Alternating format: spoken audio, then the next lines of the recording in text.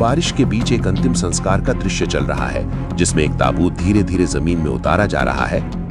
उसी कमरे की दूसरी दीवार पर लगे धातु के दराजों में से एक दराज हल्का सा कांपना शुरू करता है, जिसमें से एक हाथ बाहर आकर किनारे को पकड़ लेता है। कुछ क्षण बाद दराज पूरी तरह खुल जाता है और उसके अंदर लेटा हुआ एक आदमी धीरे धीरे अपनी आंखें खोलता है। उसके चेहरे पर उलझन साफ दिखाई देती है। वो अपने पैरों की ओर देखता है और एक टैग को उठाकर पढ़ता है, जिस पर उसका ही नाम और मृत्यु की तारीख लिखी होती है, जिससे वो चौंक जाता है और कमरे में रखी एक अलमारी की ओर बढ़ता है, जहां उसे एक बैग में अपने कपड़े मिलते हैं, जिन्हें वो ध्यान से देखता है और फिर पहन लेता है, और टीवी की ओर देखता है जहां वही अंतिम संस्कार चल रहा होता है।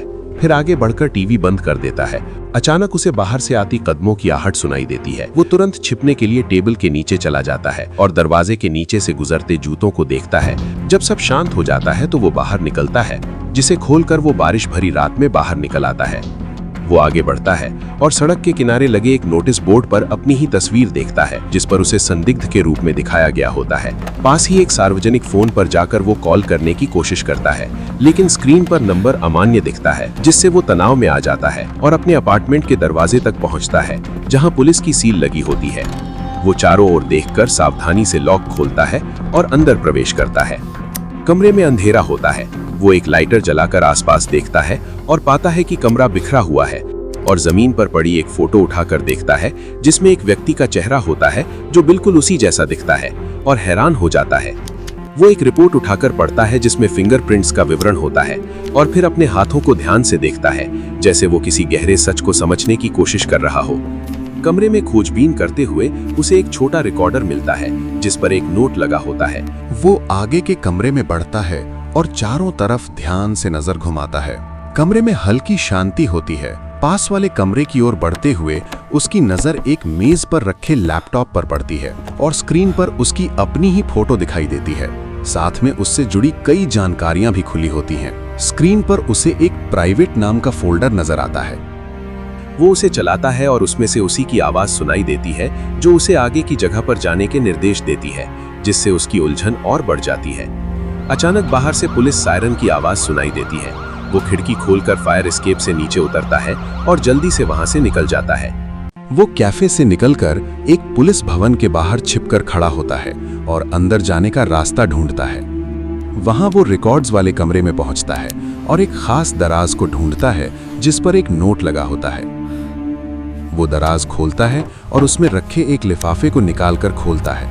अंदर कई दस्तावेज होते हैं, जिन्हें वो ध्यान से पढ़ता है, और उसे पता चलता है कि ये केस उसी के नाम पर चल रहा था, लेकिन उसे इसकी कोई याद नहीं है। वो और गहराई से पढ़ता है और एक फॉर्म पाता है, जिसमें उसके अपने हस्ताक्षर होते हैं, जिससे पता चलता है कि उसने खुद अपनी याददाश्त मिटाने की अनुमति दी थी। अंत में उसे एक पत्र मिलता है, जो उसने खुद अपने लिए लिखा होता है, जिसमें ये बताया गया होता है कि उसकी उलझन और डर ही इस पूरी योजना का हिस्सा है। वो लिफाफे से निकले बाकी दस्तावेजों को ध्यान से फैलाकर देखता है, जिसमें कई नाम आपस में जुड़े हुए हैं, लेकिन सबसे ऊपर का नाम काले रंग से छिपाया गया होता है। वो लिफाफे को हल्का सा झटकता है तो उसमें से एक और छोटा रिकॉर्डर नीचे गिरता है। फिर धीरे से प्ले बटन दबाता है। उसी की आवाज फिर से सुनाई देती है, जो शांत तरीके से आगे के निर्देश देती है। वो बिना कुछ बोले ध्यान से सुनता रहता है। रिकॉर्डिंग खत्म होने के बाद वो कमरे में चारों ओर नजर दौड़ाता है और सभी कागजों को व्यवस्थित तरीके से वापस रखने लगता है, लेकिन एक दो जरूरी पन्ने अलग निकालकर अपने पास रख लेता है। वो लिफाफा बंद करता है और दराज को धीरे से अंदर धकेल देता है। फिर हल्के कदमों से बाहर निकलने की दिशा में बढ़ता है। दूर से हल्की आवाजें सुनाई देती हैं। वो रुककर ध्यान से सुनता है और फिर दूसरी दिशा से निकलने का फैसला करता है। वो अंधेरे गलियारे से गुजरते हुए एक साइड एग्जिट तक पहुंचता है। लोगों से बचते हुए वो एक बैक डोर को धीरे से खोलता है और बिना किसी को बताए बाहर निकल जाता है। रास्ते में एक पत्थर के नीचे उसे मुड़ा हुआ एक कागज मिलता है। वो उसे उठाकर खोलता है और फिर बताए गए रास्ते की ओर बढ़ जाता है। वो मुख्य सड़क से हटकर एक कम भीड़ वाले रास्ते पर चलता है, जिससे उसकी मौजूदगी किसी की नजर में ना आए। कुछ ही देर में एक व्यक्ति बिना रुके उसके पास से गुजरता है और उसके हाथ में एक लिफाफा थमा देता है।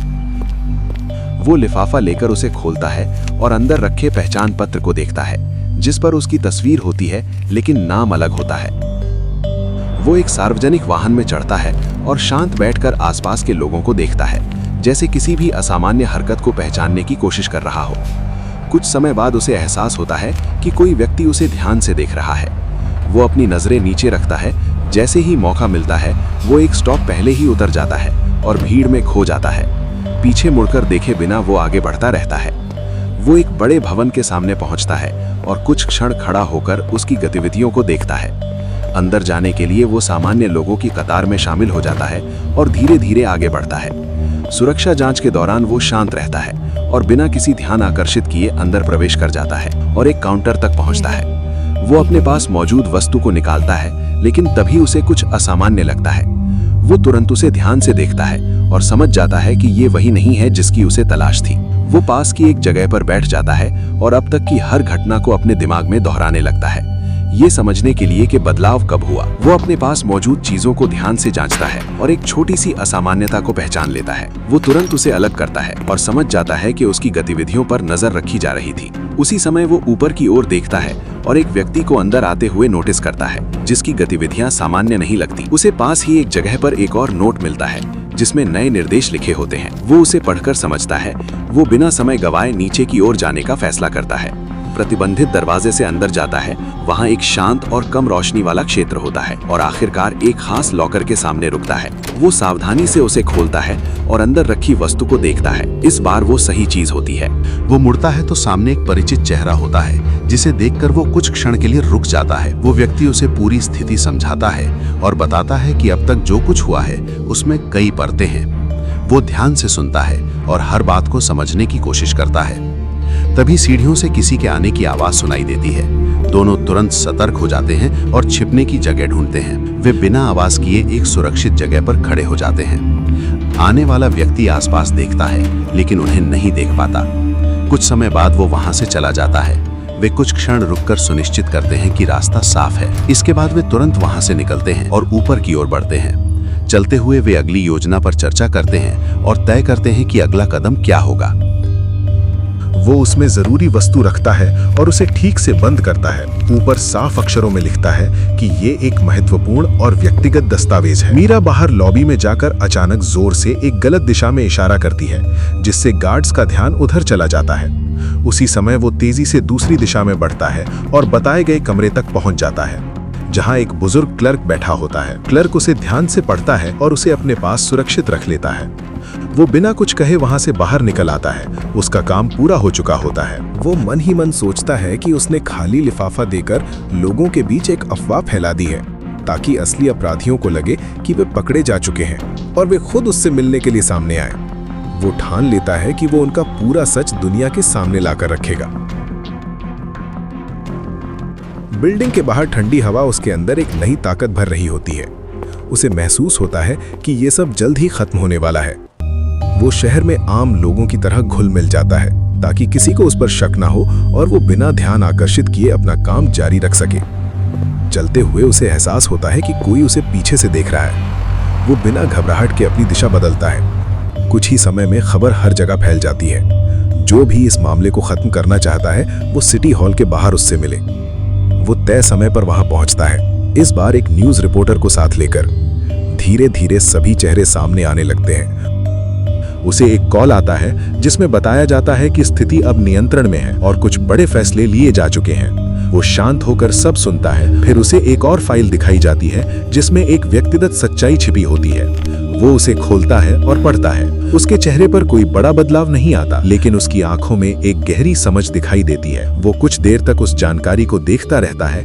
दूर एक कमरे में एक व्यक्ति को ले जाया जा रहा होता है। वो कुछ क्षण उसे देखता है और फिर अपनी नजरें हटा लेता है। अगले दिन अलग अलग जगहों पर वही नाम दिखाई देते हैं जो सामने आए थे। कई लोग हिरासत में लिए जाते हैं और लंबे समय से चल रही गतिविधियां रुक जाती हैं। बड़ी बड़ी टीवी स्क्रीन्स पर उन्हीं अपराधियों का जिक्र किया जा रहा था। उसका इंतजार अब पूरा हो चुका था। दस्तावेजों की जांच के बाद उसे आधिकारिक रूप से जीवित घोषित कर दिया गया। ये सब खत्म करने के बाद वो अपनी शांत जिंदगी की ओर कदम बढ़ाते हुए चल पड़ा, जहां उसके साथ कोई नहीं था। कुछ समय बाद वो उसी जगह वापस पहुंचता है जहां से सब शुरू हुआ था। वो अंदर जाता है और एक दराज खोलता है। दराज के अंदर उसे एक छोटा कागज मिलता है। वो उसे निकालकर पढ़ता है। इसके बाद वो एक शांत जगह पर जाता है और एक नाम के सामने रुकता है। वो झुककर एक फूल रखता है और बाहर की ओर चलता है। शहर की सामान्य गतिविधियां चल रही होती हैं और वो उनमें धीरे धीरे शामिल हो जाता है। इसके बाद वो चुपचाप वहां से हट जाता है और एक बस स्टैंड पर पहुंचकर आम लोगों की तरह खड़ा हो जाता है। अंत में वो एक कांच की सतह में अपनी परछाई देखता है। इस बार उसका चेहरा स्थिर होता है। वो बिना रुके आगे बढ़ जाता है, जैसे एक नया रास्ता शुरू हो चुका हो। अगर आपको ऐसी और कहानियां पसंद है तो चैनल को सब्सक्राइब करें, बेल आइकन दबाएं और हम आपसे मिलेंगे एक नई कहानी के साथ बहुत जल्द।